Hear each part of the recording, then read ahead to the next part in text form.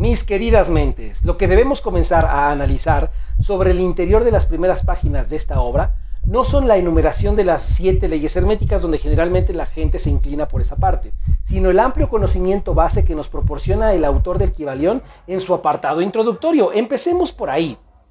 Siendo conscientes ahora que en la naciente New Age fue cuando se gestó este libro, bajo el marco del apenas naciente desarrollo globalizacional, que como bien saben, no solamente se trata de una cuestión de influencias ideológicas, tecnológicas y posicionamientos macroeconómicos, ya que en gran medida la globalización contribuyó al conocimiento de las diversas doctrinas que, a lo largo y ancho del mundo, existían ya.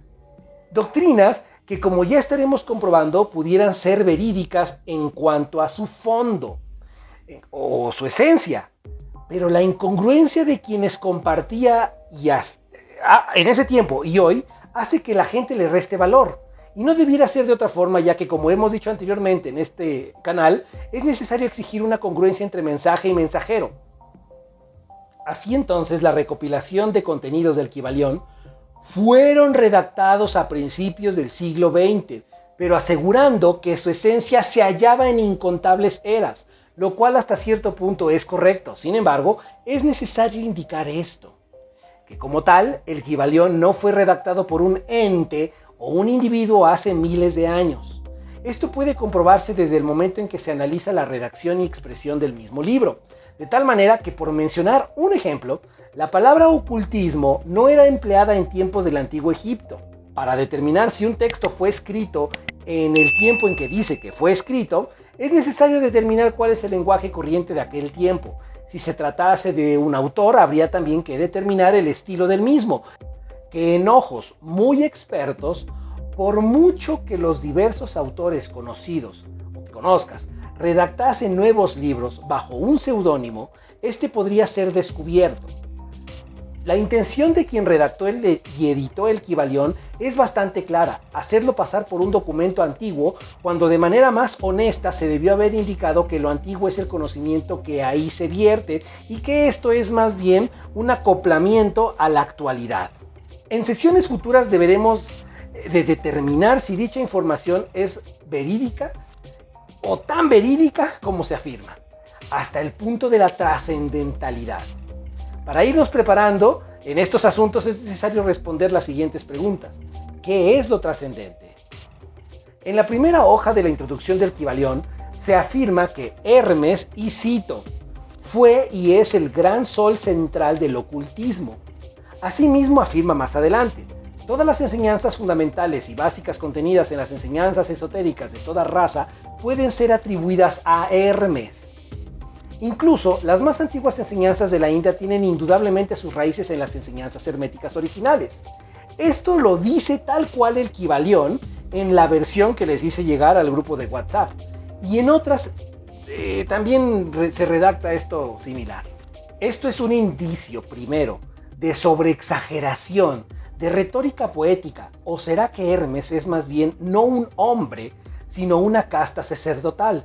O muy por el contrario, un símbolo, pero fuese como fuese, no fue un hombre real. O bien, será alguna de las anteriores, pero cuyo legado comenzó con un hombre de carne y hueso para después derivar en algo de lo antes dicho, es decir, un símbolo o una casta sacerdotal.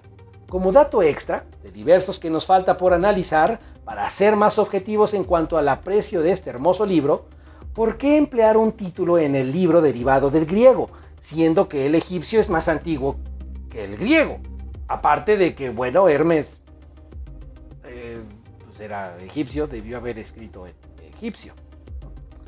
Para la fecha en que se afirma el Kybalión fue escrito, todavía el griego no se había ni inventado. ¿Te lo habías preguntado? Piénsalo. Por cierto, si lo solicitan debemos abordar el origen de la Grecia antigua. De la Grecia, pues.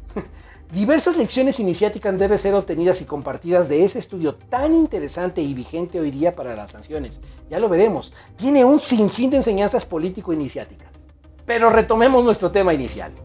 Casi al final del libro se lee: los hermetistas nunca han buscado ser mártires y se han sentado, en cambio, a un lado con una comparecedora sonrisa en sus labios cerrados, mientras los paganos se enfurecían ruidosamente alrededor suyo.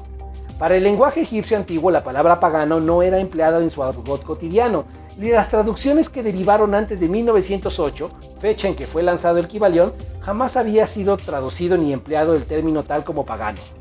Al término de la introducción de este libro, se firma como los tres iniciados.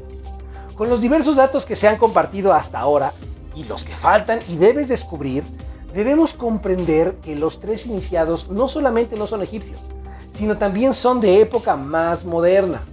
Esto que hemos hallado y lo que viene, jamás deberá de restar importancia ni valor a la presente obra de estudio.